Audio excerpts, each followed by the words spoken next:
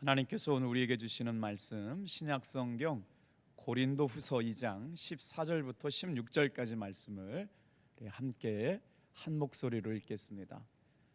제가 가지고 있는 성경으로는 288쪽에 있는데요, 같은 목소리로 함께 읽겠습니다. 시작. 항상 우리를 그리스도 안에서 이기게 하시고 우리로 말미암아 각처에서 그리스도를 아는 냄새를 나타내시는 하나님께 감사하노라. 우리는 구원받는 자들에게나 망하는 자들에게나 하나님 앞에서 그리스도의 향기니 이 사람에게는 사망으로부터 사망에 이르는 냄새요, 저 사람에게는 생명으로부터 생명에 이르는 냄새들. 누가 이 일을 감당하리요? 잠시 기도하겠습니다. 하나님 아버지, 그럼에도 불구하고 오늘 이 저녁에 하나님 앞에 나와서 말씀을 듣습니다. 하루의 일상을 보내면서 얼마나 많은 일들이 우리를 마음 아프게 하고 힘들게 하고 혼란스럽게 했어도 그럼에도 불구하고 이 저녁에 나와 세미한 가운데 들려주시는 주님 앞에 겸손하게 무릎을 꿇습니다.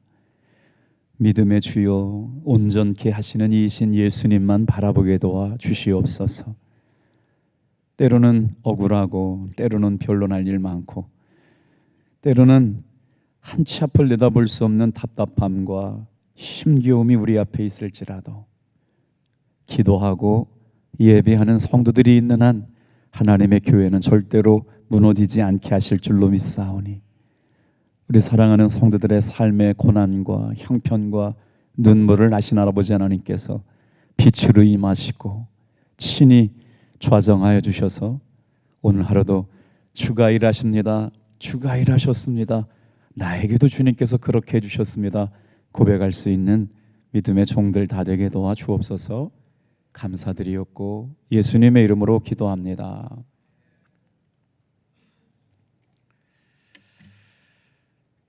오늘 저는 사도 고린도후서 2장 말씀을 가지고 세상 속의 복음, 그리스도인의 향기라는 제목으로 함께 말씀의 은혜를 나누려고 그래요. 유시화라는 시인이 소금이라는 시를 썼는데요, 한번 들어봐 주세요. 소금이 바다의 상처라는 걸 아는 사람은 많지 않다. 소금이 바다의 아픔이라는 걸 아는 사람은 많지 않다. 세상의 모든 식탁 위에서 흰 눈처럼 소금이 떨어져 내릴 때 그것이 바다의 눈물이라는 걸 아는 사람은 많지 않다. 그 눈물이 있어 이 세상 모든 것이 맛을 낸다는 것을. 사도 바울은 오늘을 살아가고 있는 그리스도인들에게 꼭 마음에 새기고 살아가야 할 만큼 중요한 메시지를 전해주고 있는데요, 너희는 그리스도의 향기다 라고 권면하고 있습니다. 오늘 우리가 세상 속에서 복음의 증인된 삶을 살기 위해서는 어떤 삶을 살아야 될까? 그리스도인의 향기를 드러내는 것처럼 맛을 잃고 빛을 잃은 이 시대에 그럼에도 불구하고 하나님께서 세우신 빛과 소금의 역할을 감당하는 성도들의 삶을 살아내게 될 때 하나님께서는 우리를 그렇게 그리스도의 향기로 사용하여 주실 줄로 믿습니다. 고린도 후서 말씀을 오늘 두 번째로 묵상하게 되는데, 고린도 지역은 어떤 지역이었냐면 상업이 발달하고 전략적 유충지였기 때문에 많은 사람들이 오가고 있었는데 그 도시가 가지고 있는 한계가 있었는데, 무슨 한계가 있었냐면 윤리적인 타락과 도덕적 타락, 그 중에서 성적인 타락도 동반한 도시에서 사람들이 살고 있었다. 겸해서 우상을 숭배할 수 없는 삶의 모습들이 드러나게 되는데, 사도 바울이 고린도 교회에서 전도하면서 많은 사람들이 예수의 복음 앞에 무릎 꿇고 예수를 믿게 되었는데, 이게 웬일입니까?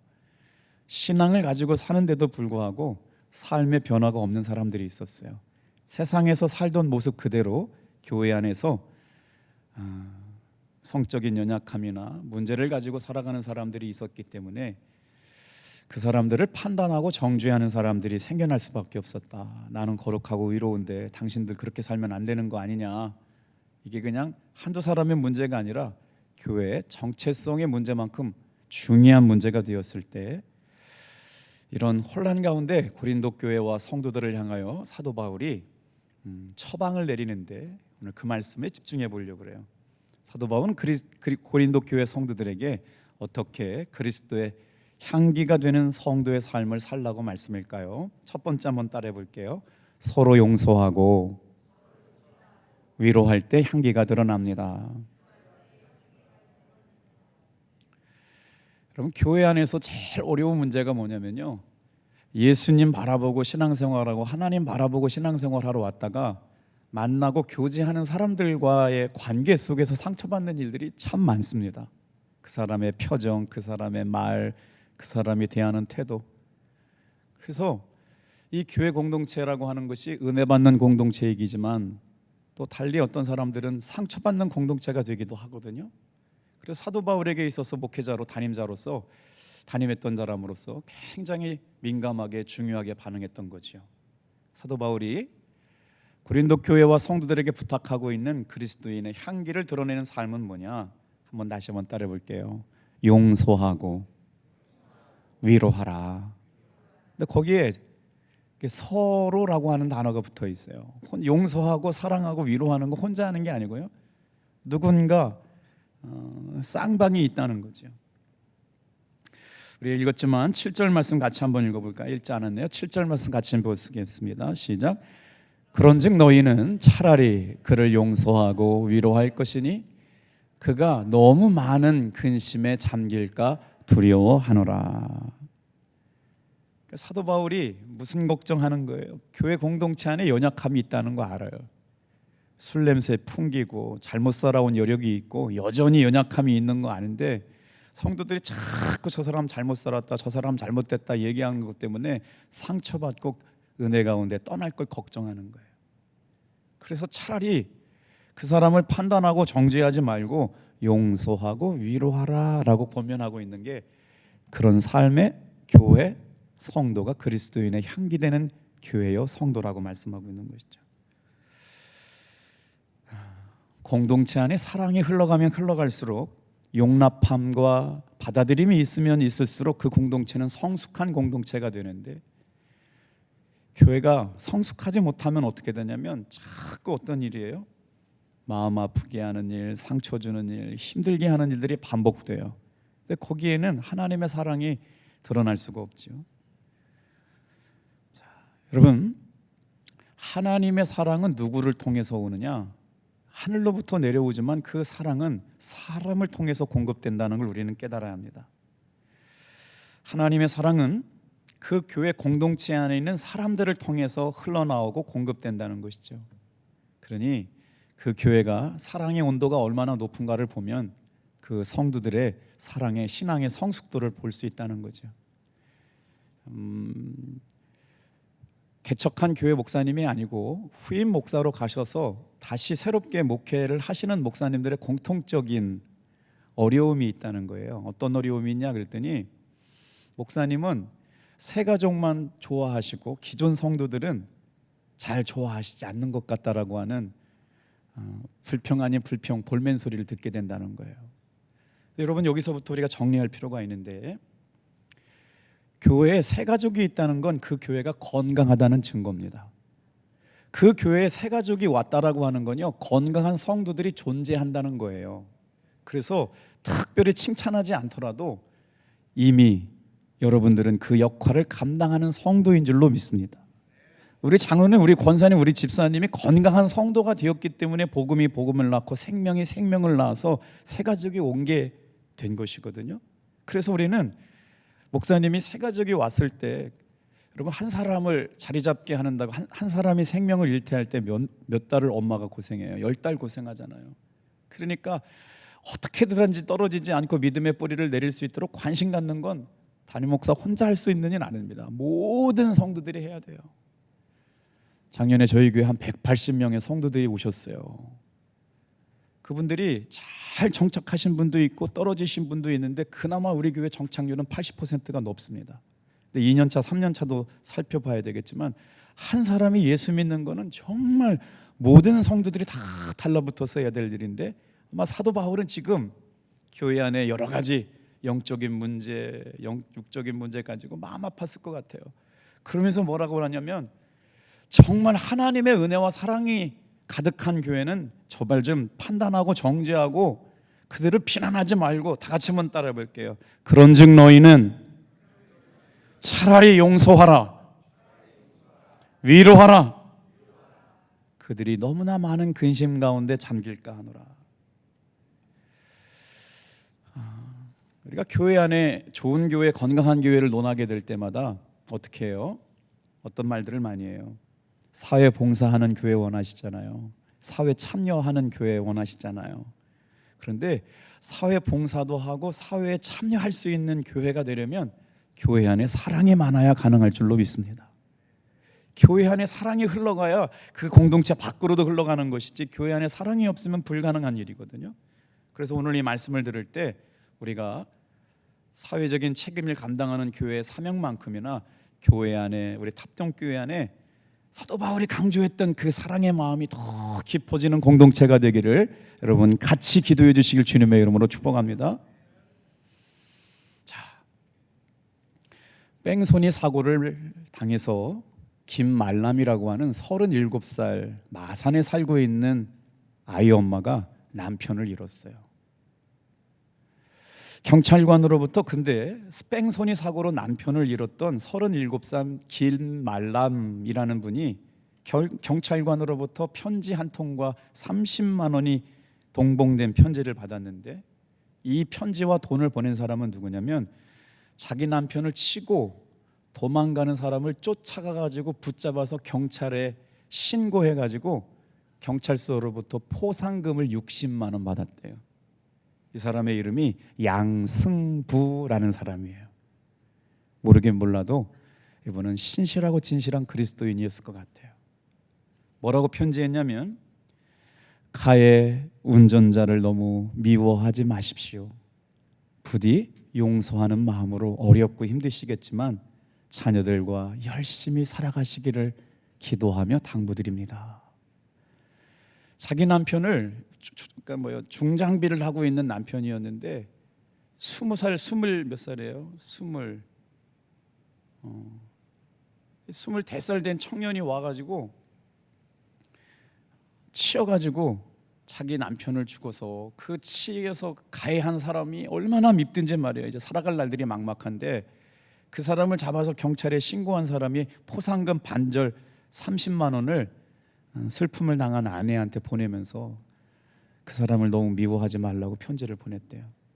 그러면서 이 김명룡 씨를 치워 숨지게 하고 그 사람을 잡았는데 가해자는 28살 김모 씨인데 그 김모 씨 가해자한테 똑같이 자기가 받은 상여 그 포상금을 30만 원을 이렇게 보내면서 세상이 다 무너진 것 같지만 이 일을 통해서 당신은 살았고 누군가는 죽었다는 걸 기억하면서 최선을 다해서 포기하지 말고 용기 내서 살아라 편지를 보냈다는 거예요.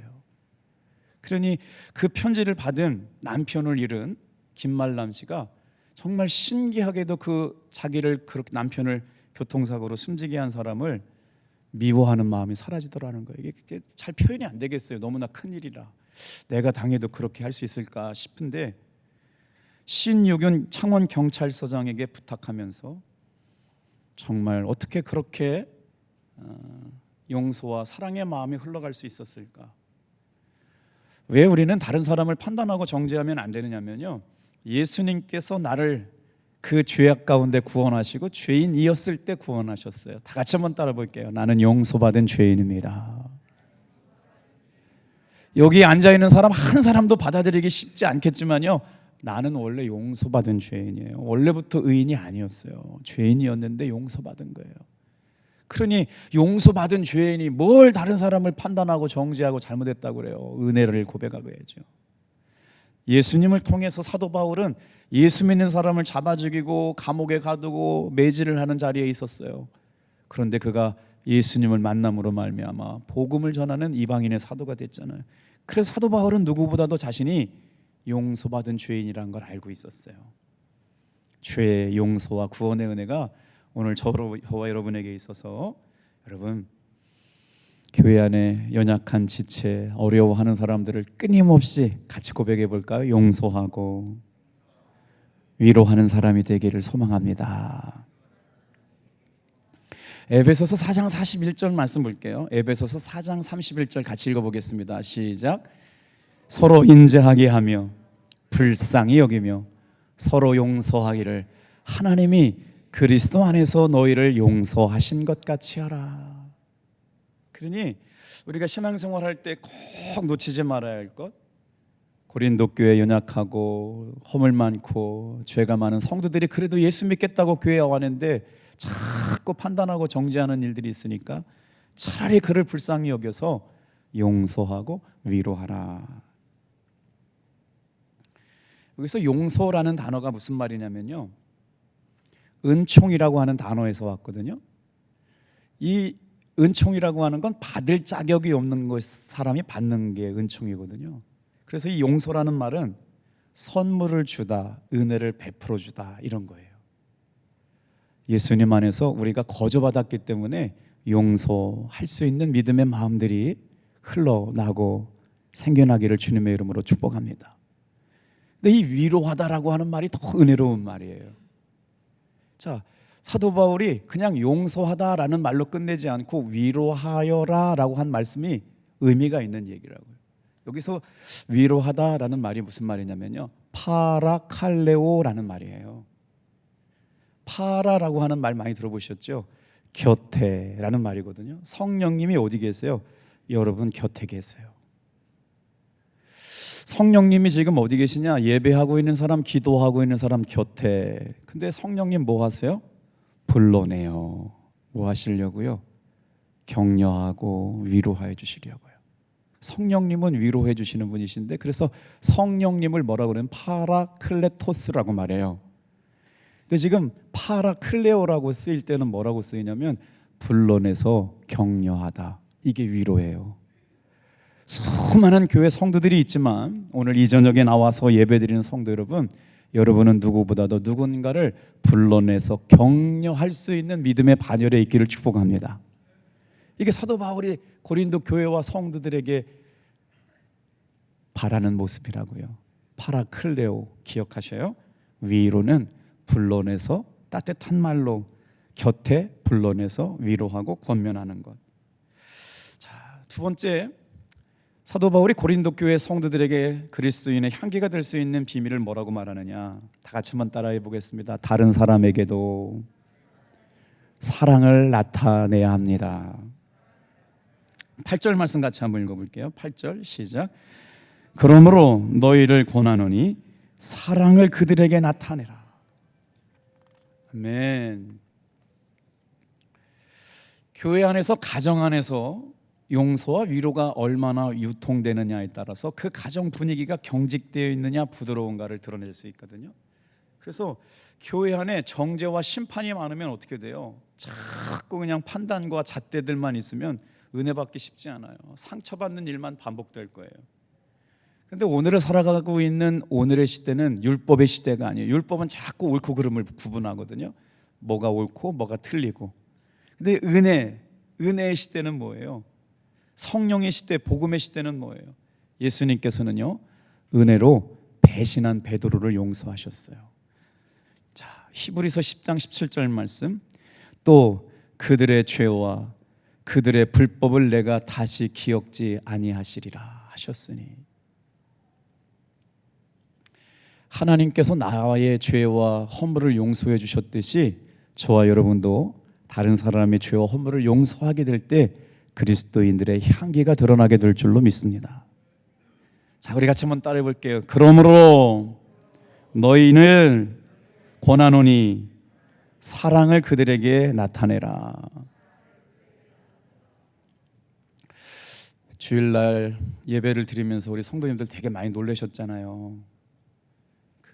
저도 강단에서 연락을 받아가지고 교회 예배를 드리다가 그런 일이 생긴 줄 알았는데, 교회에 오려고 하다가 심정지가 와가지고 지금 서울의 안양에 한림 성심병원에 우리 김채영 집사님이 지금 중환자실에서 응급 치료를 받고 있는데 여러분, 제가 솔직한 마음을 한번 드려볼게요.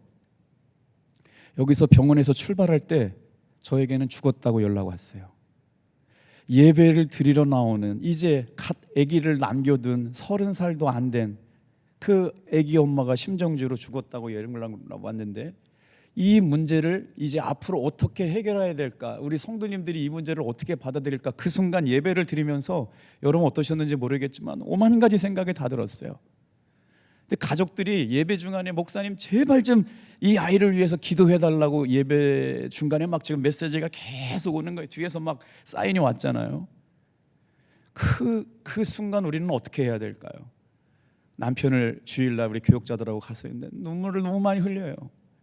아내를 그렇게 사랑한다고 했는데 아내가 얼마나 힘들고 어려운지 잘 몰랐다는 거예요. 너무너무 사랑하고 너무너무 귀하고 너무너무 예쁜데 산후 우울증이 이렇게 깊고 마음에 상처가 있었는지 몰랐다는 거예요. 그러면서 계속 울어요. 같이 울다가 이제 내려왔어요. 두 번째 날 갔는데 남편이 아침에 아내를 만나러 가려고 병실에 이제 딱 한 번만 들어갔는데 15분. 근데 눈에서 딱 깼는데 안경점이 있는데 말씀을 본 거예요. 말씀을. 그 성심병원이 천주교 병원인가 그런데 안경점은 개신교인이었나 봐요. 눈 뜨자마자 말씀이 있어요. 그때부터 희망이 생기기 시작하는데, 지금 오늘 저한테 온 얘기는 희망이 생겼다. 할렐루야. 정말 손바닥만한 구름도 안 될지도 모르겠어요. 아주 조각구름도 안 될 것 같아요. 연약하게 지금 맥박이 뛰고 있고 숨이 뛰고 있고, 그 일로 인해서 가족들은 지금 아침 9시, 12시, 저녁 6시 온 가족들이 지금 말씀 묵상하고 기도하게 되었다. 여러분, 생각날 때마다 한 번만 김채영 집사님 르하흐의 생기의 바람이 불어서 깨어나고 살아날 수 있기를 우리 함께 기도해 주시길 부탁드립니다. 하나님 어떻게 하실지 우리 아무도 몰라요. 어떤 일로 인하여 이 일을 우리에게 허락하셨는지 모르겠지만 우리 공동체 안에 일어난 일이고, 우리가 예수님 안에서 누군가를 사랑한다라고 하는 것들이 참 사랑한다고 말하지만 사랑을 실천하는 일에는 다 연약함과 부족함이 있는 것 같아요. 그 사랑은 우리가 살고 있는 삶의 자리에서 드러나야 되거든요. 스페인 마드리드에서 아주 유명한 전도 유망한 축구 선수가 교통사고를 당해서 심각한 부상을 입었어요. 그 선수는 한참 떠오르는 선수였고 누구보다도 장래가 보장되었던 전도 유망한 축구 선수였는데 교통사고 때문에 더 이상 선수 생활을 하지 못한다는 이야기를 들으면서 병원에 입원해 있었습니다. 그런데 그 한창 뻗어나가야 할 그 나이에 이제 선수 생명의 위기가 찾아와 가지고 더 이상 축구 선수가 될 수 없다는 그 절망에 빠진 환자를 향해 기도하는 간호사가 찾아가 가지고요 기타를 선물해 줍니다. 그래서 그 기타를 선물 받은 그 청년은 인생의 새로운 출발점이 시작됐어요. 레알 마드리드라든가 뭐 스페인 마드리드 뭐 축구가 유럽의 굉장히 강한 팀들인데 거기서 그냥 잘하기만 해도 세계적인 선수가 될 텐데 더 이상 축구가 선수로 이어질 수 없을 때 다 같이 한번 따라해 볼게요. 인생의 한 길이 막혀지면 하나님께서는 새로운 길을 열어주신다. 그때부터 기타를 연주해 가지고요 노래하는 가수가 되었습니다. 여러분 잘 들어보셨을지 모르겠지만 그 사람의 이름이 훌리오 이글레시아스라고 하는 사람이에요. 아마 유튜브 들어보시면 굉장히 유명한 사람이에요. 저도 설교 말씀 준비하다 알았거든요. 훌리오 이글레시아스라는 사람이 축구 선수였고 축구 선수를 하지 못하게 됨으로 말미암아 하나님께서는 그를 다른 삶으로 인도해 주셨는데, 우리가 절망하게 되고 낙심하게 될 때 두려운 건 뭐냐면 이게 끝이라고 생각하는 거잖아요. 이거 안 되면 안 되는 건데 안 됐어요. 그러면 절망하고 두려우거든요. 근데 하나님은 이 한 길이 막혔어도 믿음의 사람들이 기도할 때 다른 더 좋은 길을 인도해 주실 줄로 믿습니다. 대학 떨어지면 저도 죽는 줄 알았어요. 대학 떨어지면 끝나는 줄 알았어요. 그런데 하나님께서는 제 삶을 또 다른 길로 인도해 주시더라고요. 자, 그렇다면 우리는 어떻게 그리스도인의 향기를 드러내며 살아야 될까요? 첫 번째는 뭐라고 그랬어요? 우리가 하나님의 은혜와 사랑 가운데 서로 용서하고 위로하라라는 말씀드렸고, 다른 사람을 향하여 사랑의 마음이 흘러가라고 말씀드렸고, 세 번째 다 같이 한번 따라해 볼게요. 예수 그리스도 안에 있어야 합니다. 우리 14절, 14절 말씀 먼저 한번 읽어볼게요. 14절 말씀입니다. 시작. 항상 우리를 그리스도 안에서 이기게 하시고 우리로 말미암아 각처에서 그리스도를 아는 냄새를 나타내시는 하나님께 감사하리로다. 믿음의 주요 온전케 하시는 예수를 바라보는 사람들, 그래서 사도 바울은 끊임없이 삶의 목적이 어디를 향해 가느냐? 사랑으로 결론 납니다. 사도 바울의 삶을 한 단어로 요약하라고 명령하신다 그러면 사도 바울의 삶은 사랑으로 결론 나요. 사도 바울의 복음은 뭐냐? 오직 사랑이었어요. 그런데 이 사랑이 어떤 사랑이었냐면 조건 없는 사랑이고 헌신적인 사랑이었어요. 오직 정말 불가항력적인 은혜, 갚을 수 없는 은혜, 하나님께서 전적으로 부어주시는 은혜. 그래서 끊임없이 그 사랑은 어디에서 흘러나오느냐? 예수님 안에 있을 때만 흘러나와요. 그래서 사도 바울이 지금 뭐라고 말하냐면 각처에서 하나님을 아는 냄새를 나타내는 사람들로 살게 하신 것이 감사하다. 사랑 얘기하다가 같이 그리스도 향기 이야기 나왔거든요. 제가 이 말씀을 마무리해야 되는데 사진 보여드리고 설명이 좀 필요해요. 사진 먼저 한 장 보여주시겠어요? 자, 지금 사도 바울은 뭘 비유하고 있냐면 그리스도인의 향기는 어떤 삶을 살아가는 거냐? 이 말씀을 이해하려면 고대 전쟁에서 승리한 로마 장군에게 베풀어지는 승전식을 알아야 해요. 사도 바울이 지금 이 얘기를 한 이유가 있다는 거죠.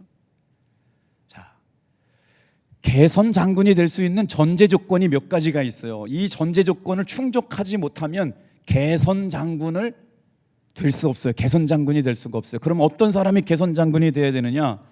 전쟁터에서 최고의 사령관이 된 사람만 개선할 수 있는 장군이 돼요. 최고의 사령관만 개선 장군이 되거든요. 그런데 전쟁이 끝나지 않으면 안 돼요. 그 전쟁을 완전히 종식시킨 장군이어야 돼요. 완전히 종식시킨 장군이라고 하는 포인트를 잘 들어보세요. 그 다음에 한 번의 전투에서 몇 명을 적군을 죽여야 되느냐? 개선 장군이 되려면 그 전투에서 최소한 5,000명의 적의 머리를 잘라낸 장군만 개선 장군이 되는 거예요. 그 다음에 조건이 뭐냐? 로마의 영토를 획기적으로 확장시킨 사람만 개선 장군이 되는 거예요. 그래서 이 개선 장군이 되려면 내부 내란에 의한 그 전쟁에서 승리한 사람은 개선 장군 될 자격이 없어요. 외적과의 싸움에서 나라를 지킨 사람이어야만 되거든요. 그러니 만약에 이 개선 장군이 개선하는 모습을 본다는 건 평생에 한 번, 두 번 있을까 말까 하니까 그 위대함이라고 하는 게 얼마나 대단하겠어요. 사도 바울이 그래서 그리스도를 아는 향기가 왜 누구에게는 생명의 향기고 그리스도인의 복음을 모르는 사람에게는 죽음의 향기냐라고 하는 내용이 여기서 나오는 거거든요. 자, 다시 사진 한 장 보여드릴게요. 다른 사진 먼저 한번 보여드려요. 잘 보세요. 자, 이제 설명드립니다. 개선 장군의 행렬 순서가 있어요. 맨 앞에 누가 등장하냐면 정부 요인들이 등장해요.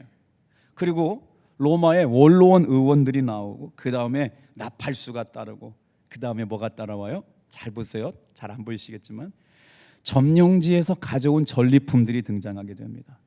전리품 다음에 등장하는 저 지금 시커멓게 생긴 사람들이 누구냐? 전리품인데 사람들이에요. 저 사람들은 왕일 수도 있고 귀족들일 수 있고 장군일 수가 있어요. 여러분 이제 무슨 소식이에요?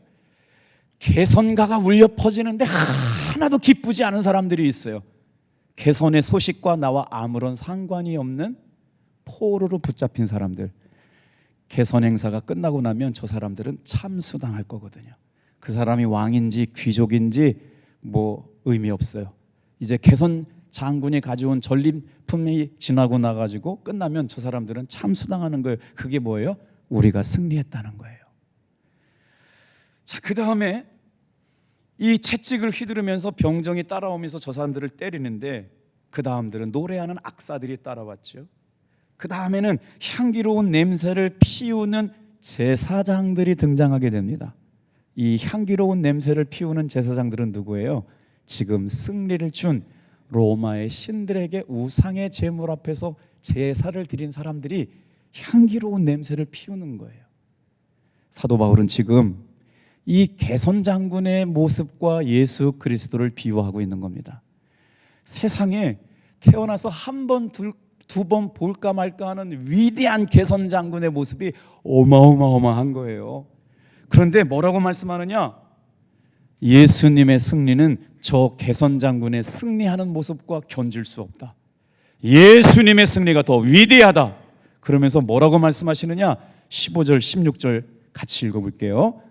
15절 16절이에요. 자, 시작. 우리 구원받는 자들에겐 망하는 자들에게나 하나님 앞에서 그리스도의 향기니 이 사람들에게는 사망으로부터 사망에 이른 냄새요, 저 사람들에게는 생명에로부터 생명에 이르는 냄새라. 누가 이 일을 감당하리오? 사도 바울이 지금 고린도 교회 성도들에게 그리스도의 향기라고 하는 건 뭐냐면, 로마 장군이 저렇게 평생에 한 번 있을까 없까 개선 장군을 하면서 우상에게 드린 제물로 냄새나는 향기를 뿌리는 사람들과 같지 않다는 거예요. 그 사람들은 이제 패한 사람 다 죽음을 맞이해요. 근데 뭐라고 얘기하고 있는 거예요? 우리는 예수 그리스도의 향기다. 하나님 앞에 구원받은 사람들이다. 하나님 앞에 그리스도의 향기를 가지고 살아가는 사람들인데, 이 사람들에게는 무슨 향기가 나냐? 다 같이 한번 따라합니다. 생명으로부터 생명의 향기, 복음으로부터 복음의 향기. 근데 그 복음이 전해졌는데 믿어지지 않는 사람은 누구예요? 죄악 가운데 있다가 복음을 무시하고 살아간다는 사람들에게는 어떻게 해요? 망하는 사람들에게는 죽음의 냄새가 난다는 거예요. 복음과 상관없이 살아갔던 사람들. 저 로마 개선장군의 모습과 예수님의 모습은 개선하시고 죄를 이기시고 사망을 이기시고 부활하신 예수님께서 다시 우리에게 오실 때 그 모습은 비유할 수가 없다. 그래서 뭐라고 합니다? 다 같이 한번 따라합니다. 누가 이 일을 감당하랴? 오늘 저와 여러분들에게 복음을 맡기시고 생명이 생명을 낳고 복음이 복음을 낳는 이 귀한 사명, 누가 이 일을 감당하리랴? 저와 여러분은 그리스도 예수의 향기인 줄로 믿습니다. 기도하겠어요.